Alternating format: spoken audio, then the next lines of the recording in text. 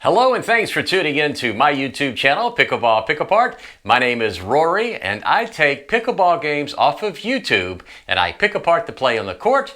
Watching my videos will help make you a better pickleball player. Today I'm going to explore a side of the game that is often overlooked, yet so crucial to mastering the art of pickleball. And that is getting the little things right.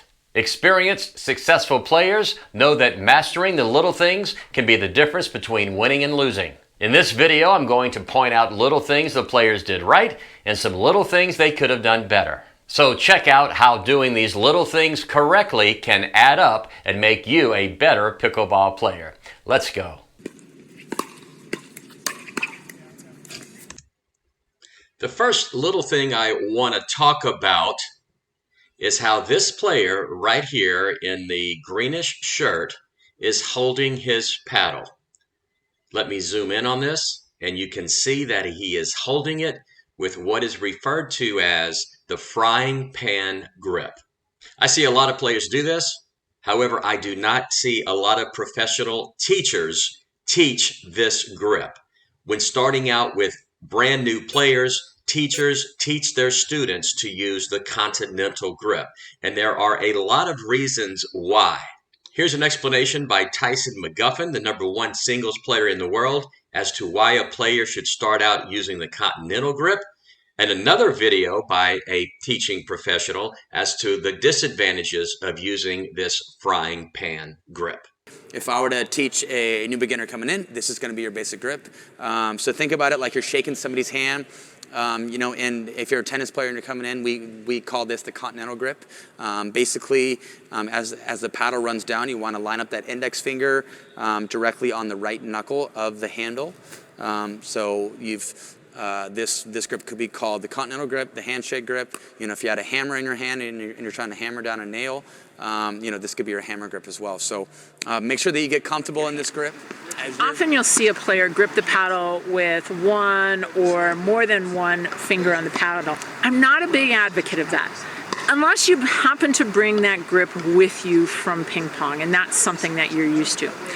Now, the advantage to it is it helps to stabilize the paddle movement by having the finger there. The big disadvantage is when I turn and I put this on the backhand side, those fingers take up a lot of room on the paddle face. The other thing that tends to happen is when I start to do that, I tend to move the paddle into the palm of the hand. And as I said before, often when the paddle is in the palm of your hand, it's very difficult to control the trajectory of the ball. As you can see, the way you hold your paddle is a little thing, but it can make a huge difference as far as your success on the pickleball court. The suggestion is to use a continental grip and not a frying pan grip.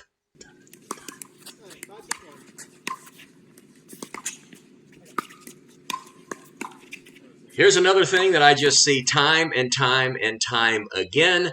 The guy in the far court in the light colored clothing made a mistake not once, but twice. So let's go back and take a look. Here's a serve, and watch what the guy does. He takes a big step into the court. The return of serve is hit very deep, which means that in order to hit this ball back, he is moving backwards when he is hitting this ball. Again, if he would not have cheated in, he would not be moving back at this point. So all he can really do is pop this ball up. Look how high that ball is popped up. And what does he do? He makes a mistake of moving into the court again when he actually should have backed up because this ball is so poorly hit.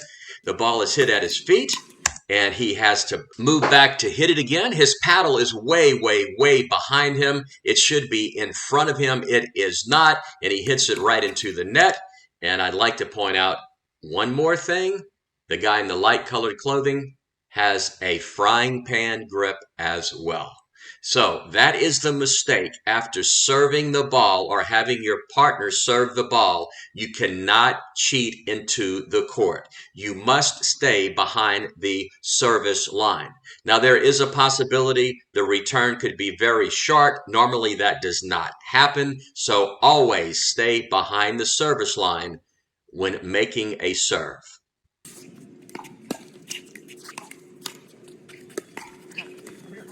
Whoa, whoa, whoa, whoa, whoa, wow. Here's another little mistake that cannot only make you lose a point, it can also get you hurt. And that is underestimating the ability, the athletic ability of your partner. So let's go back and take a look. So the guy in the blue shirt sees that the guy in the orange is way, way out of the picture, way behind the service line. So he's going to hit a little dink right here. And he is a tall guy. He has tremendously long strides. He's obviously very athletic, and there is no doubt that he can get to this ball. But watch what his partner does. Look where his partner is. His partner is totally, totally in his space. And the guy in the orange, I think, is afraid his partner is going to run into him. So it causes him to hit the ball right into the net. There is just absolutely no way his partner should have poached to that extent. Again, the tall guy in the white shirt is very athletic, and I am sure he could have gotten to that ball. It's a mistake you don't want to make because, again, it can cause you to lose a point, but it can also cause you to get hurt. A little thing that is easily corrected. Oh, there's another little thing, and there are just so many little things. And I see beginner players try this all the time and just continue and continue to get it wrong. And here is what happens. Here comes the serve. Here's the return. And what does this guy do? He tries to put slice on the ball to get the ball into the court, which is totally unnecessary. And what happens because he's trying to put slice or spin on the ball? It goes right into the bottom of the net. I mean, that was not even close. He looks at his paddle like it's his paddle's fault when it's not his paddle's fault. It's his fault for trying to put spin on the ball, which makes him lose control of the direction and the height of the ball. A little issue, a easy fix. Do not put spin on the ball if you are not adept at doing it. All right, 791. Here's another mistake, a little thing that I see players doing all the time. Let's go back and take a look. All right, 791. Here's a return. Look at his body position. He is standing straight up. His knees are not bent. He is not going down to get the ball. And a lot of times the ball does not bounce as high as one might expect. It does not bounce as high as a tennis ball would bounce. So he's just swinging his paddle, not in an athletic position. Again, his knees are not bent. They are straight up, and the ball goes right into the net. I see it happen time and time and time again because the player just does not go down to get the ball. They think they can just stand straight up and hit it over the net. In that case, he could not. A little thing, an easy fix. Nice third shot.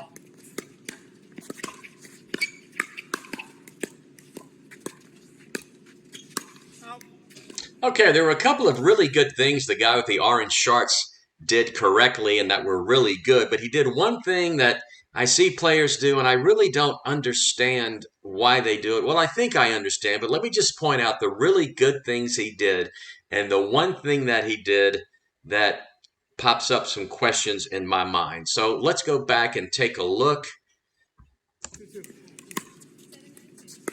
Here's the return. Look at this third shot drop. It's absolutely perfect.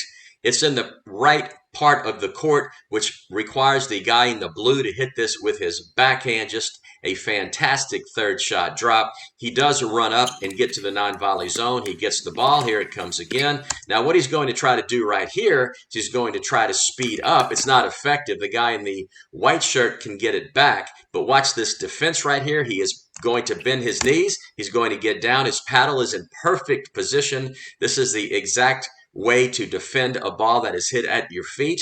Really good job here. And it comes back to him. Now, this is what he does that he did not do previously And it makes me question whether or not he has some type of physical injury, perhaps a back injury, because he is putting his left hand on his thigh in order to get down and get this ball. And this time it causes the ball to be popped up too high to where the guy in gray could just put it away. So a number of things the guy in orange did really well. And one thing that I see, and that is putting your non-paddle hand on your knee or on your thigh. I just don't believe that is a good move. Again, a little thing that is a very easy correction, but some little things that the guy in orange did really well. Wow, it's very interesting what happened here. It's a great thing the guy in blue did, but it kind of was the guy in green's fault. Let me show you what happens. Look at this. See the guy in blue? He's looking at his opponent, and he notices that his opponent is positioned about 4 feet behind the baseline, which is really kind of far. And he's staring at him, and look where he hits it. He hits it very shallow, barely over the non-volley zone. And because he was positioned so far behind the court, he's having to run as hard as he can to get it. He makes the fatal mistake of hitting this ball while he is running forward. He is not able to get his feet set. And what happens? He hits it right out of the court. So you got to give a big round of applause to the guy in blue to seeing that his opponent was positioned too far past the back line, and he did a great job of hitting a very shallow serve.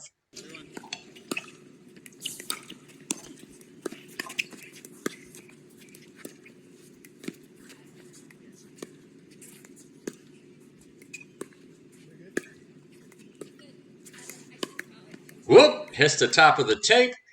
Overall, very good play, but in the end, a little mistake that cost the team in the near court the point. I'm going to back it up just a little bit. They're dinking back and forth. And at this point, what should happen here is you have to be patient. You cannot speed things up if the opportunity does not present itself. Look where this ball is. There is no way he should have tried to speed up on this ball because it is just too low. And again, look what he's doing. His knees are not bent. He is standing straight up, trying to speed up this shot. And it's at this height, it is almost impossible to do. Right into the net. So he should have been more patient. He should have bent his knees. He should have gone down and gotten this ball and just dinked it over the net. Instead, he tried to speed up a shot that was almost impossible to speed up. Oh, it hit the top of the tape. Good job getting it back. Whoa! Got it in. Nice lob. Very nice job by the guy in the green shirt. So look what happened here. Just a fantastic job of getting this ball in because it's kind of more difficult to hit a successful lob if you're mid-court than it is from behind the court. Ball hits the tape. He kind of plucked that shot from his shoestrings. Nice job. Here comes the shot. Oh, look how far that is behind him. He just does a really good job of getting this ball. That was not easy to do. And he had a little, I guess, top spin on the ball and was able to get it in the court. Just a really good job of hitting that lob and getting it to fall in the court. Nice job. Oh, cannot get the return of serve back, and that is the worst mistake a player can possibly make. That was not a difficult serve the guy in green hit, but what happened in this case is the team in the far court gave the team in the near court a free point, and all the guy in the green shirt did was hit a very average serve that the guy in gray could not get back. It's a little thing. You have got to get the return of serve back into the court. If you do not, you're just giving your opponent a free point. It is the worst mistake a player can make in pickleball.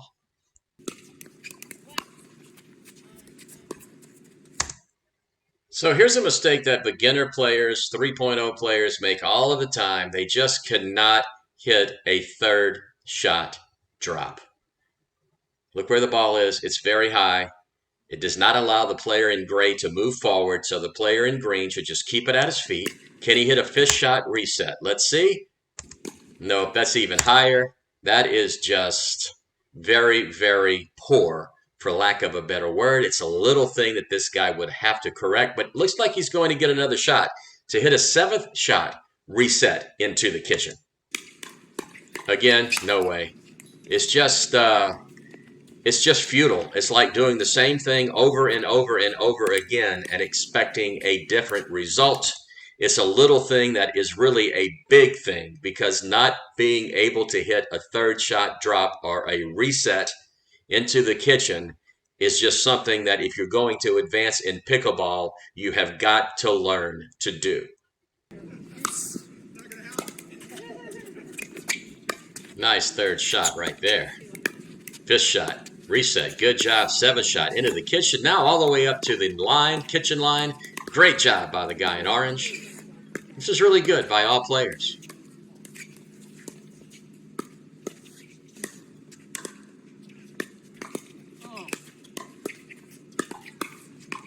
Oh, that was the point of the match, and that ball just barely went out. Nice overall job by all 4 players.